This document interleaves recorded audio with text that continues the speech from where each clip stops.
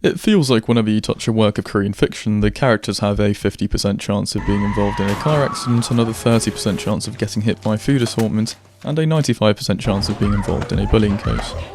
Why is it so common? Recently, the Netflix series, The Glory, a show revolving around the revenge plot of the main character towards her childhood aggressors and bullies, unveiled its Season 2 premiere to astounding success. It's a very well executed and morbidly funny show, and I'd suggest you have a watch if you can stomach it. However, this isn't the only high-profile TV series, show, or piece of fiction predominantly displaying acts of bullying, and at first glance the frequency to which this appears in Korean fiction might seem almost excessive, while glancing at a quick Google search will give you hundreds of thousands of results over the past decades. But if you actually compare statistics, Korean reported bullying rates are significantly lower than that of other countries, for example the UK or the US, and actually goes against trends and decreases with age. So why does bullying appear in so many different pieces of media? The biggest issue, I'd argue, is the perceived softness of punishment for underage offenders.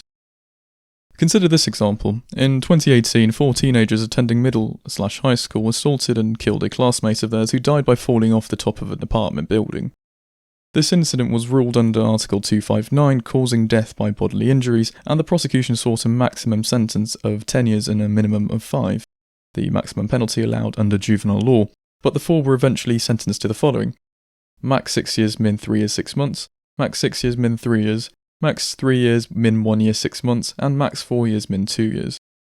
The overwhelming public opinion was outrage.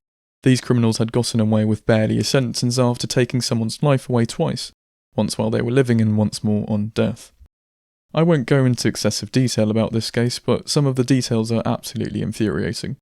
The offenders attempted to disguise the death as suicide. One of the offenders had worn the victim's clothing after the killing, confidently stating that it was traded to them, not stolen, as well as the fact that one of these students had already been accused of causing injuries and bodily harm, while another had received quote-unquote special education after assault allegations prior to this incident. There were no preventative measures taken. What's even more disgusting is that all 4 charged appealed their sentences, which thankfully did not go through. From what I understand, this was a very high-profile case, which speaks volumes about the incidents that go under the radar. This is just the tip of the iceberg. The list goes on forever. Fictional works like The Glory and others which serve as a kind of exposé against such culture are highly necessary and are rightfully created in response to such behaviour, explicitly criticising it and labelling it as antisocial, immature and immoral. However, there is a growing problem in media representation of this bullying subculture, especially in the webtoon market. Glorification. When looking at the top webtoon series, a large number of them revolve around high school children fighting each other and trying to take over regions or something. Many of these series have little to no depth, it's just fighting for the sake of fighting, which would be fine if it weren't for the fact that some of them romanticise and whitewash bullying culture. These stories involve the representation of gang wars and bully culture as something that's cool, or something that the popular kids would do, and so on and so forth. There are several key problems with their representation here. Oftentimes the main character and the group will be represented as the good guys and are shown acting heroically, suggesting that not all quote-unquote bullies are bad. This is inherently a paradox. You can't have edible shit. This suggestion attempts to lend credence to the idea that there are good ones and bad ones, and that it's only the latter that are involved in crimes such as theft, assault and blackmail, while the good ones such as the main character and their group are honourable and simply acting out of goodwill. This is exactly the same logic as gangs going around and collecting protection fees. There are no good gangs. I've mentioned this before briefly, but I'll mention it again. I dislike stories which present these types of bully characters as sad, misunderstood, and a product of their environment, such as an abusive household, whether it be physically or emotionally. Some of these authors need to stop conflating empathy and sympathy. Several real-life bullies who severely harmed or even killed their victims have been shown trying to appeal to the public in court using their unfortunate upbringing, all the while showing little to no remorse about their actions. It's not Monopoly. Upbringing is not a get-out-of-jail-free card, and these webtoons do nothing but consolidate this aberrant thinking in select individuals. It's ridiculously hilarious how almost every single one of these bully-glorifying webtoons have an antagonist who is portrayed as a great fighter with a horrendous personality, but is represented as the cool guy. This shit looks so f***ing dumb, man. Like, what the fuck? Obviously, fiction is fiction, but you've got to keep in mind that the majority of the reader base of these webtoons are probably between the ages of 10 and 14, i.e. very impressionable. It's the equivalent of showing American Psycho to someone.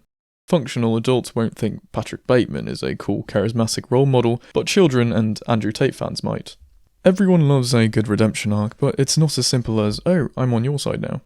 Far too many of these webtoons have an initial villain become an ally and one of the good ones without ever having to face their past.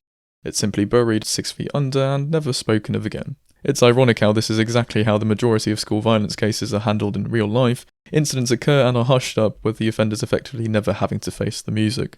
I very much sincerely doubt that realism was the goal here. I'd personally argue that the representation of villainous characters showing personalities and characteristics representative of real-life criminals turning into, quote-unquote, one of the good guys, with barely any repentance or remorse for actions does nothing but validify such behaviour in younger audiences. On a less serious note, a webtoon of similar quality and trope called Furious Elementary School Students, featuring nonsensical humour revolving around verbal and physical abuse, was ended under social pressure in 2012 after various reports concerning the use of mindless violence and bullying as comedy, despite the young target audience.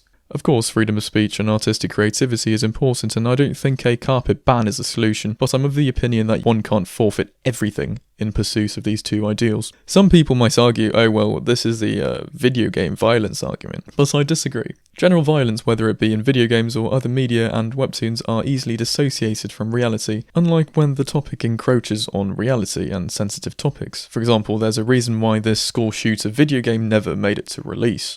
Others might argue, oh, but kids aren't actually that impressionable, who's actually dumb enough to copy webtoons? Well, here's a news article from 2012 where police reported that 2 teenagers copied a snatch and grab theft from a webtoon, copying details of the crime by disposing of traceable credit cards and phones and only keeping the cash and other various details of the crime.